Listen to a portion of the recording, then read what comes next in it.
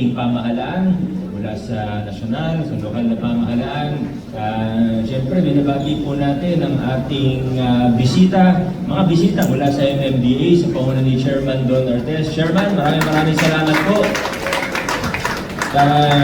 Talagang masasabi natin, nasa pamumuno ni Chairman Don, kasama ng mga staff ng MMDA, nagiging mas maganda ang ugnayan ng Metro Manila LGUs, dahil 17 LGUs po tayong magkakatabi.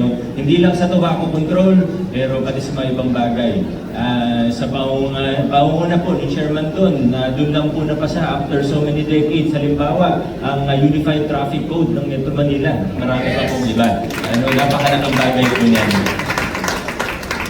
Sa mga nagtrabaho, siyempre, una na po yung tobacco control unit natin, pero nabanggit naman lahat ng iba pang opisina na tumulong, pati yung mga civil society organizations na tumulong sa bawat isa po sa atin. Congratulations dahil isa daw sa pinakamagandang tobacco control program. Pero lagi nating paalala, hindi lang naman sa health, kundi sa lahat ng sektor, sa lahat ng programa natin. Pag may pagkilala, pag may parangal, opo, masaya tayo, pero sana po ay nagiging motivasyon po yan para lalo pa nating paigtingin pa ang ating ginagawa. Dahil marami pa tayong pwedeng i-improve pati dito sa programa na ito. Pero congratulations po sa atin. Congratulations. Lalo na sa mga nagtrabaho at sumikap para maging posible ito. Sa ating junior city officials, nasa na po sila? Umakyat na. Excited na sila mag-meeting. Pero kung papansinin po natin, ang linggo ng kabataan sa August po talaga, pero yung mismong duty nila o yung immersion nila sa ating lokal na pamahalaan o sa ating LGU ay gaganapin sa September. Bakit po? Nabanggit naman kanina dahil mahigpit po ang DepEd ngayon sa tinatawag na instructional block. Ibig sabihin, bawal ang extracurricular activities, bawal yung mga gantong immersion kapag instructional block. Parang sagrado yan sa DepEd para makahabol ang ating mga mag-aaral. Dahil alam naman po natin na kailangan talaga makahabol, kailangan prioritize ang academics. So, first week of September, doon po matatapos ang instructional block at doon po sila maaaring mag-immersion dito sa ating lokal na pamahalaan. Pero sa ating mga junior city officials, kung nasan man kayo, kung naririnig nyo man ako ngayon, congratulations! Yun lang po muna. Pasensya na, Chairman, dito muna kami nag-flag racing dahil maulan po sa labas. Kaya yung iba, diretso na rin sa opisina kasi maliit po yung lobby natin. Maraming salamat po sa ating lahat. Magandang umaga. Adjourn na po tayo.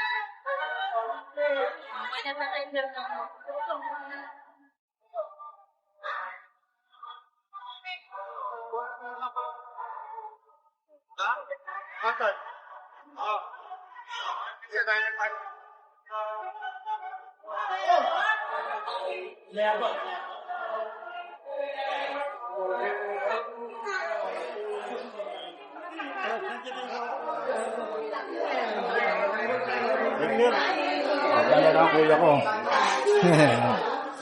This.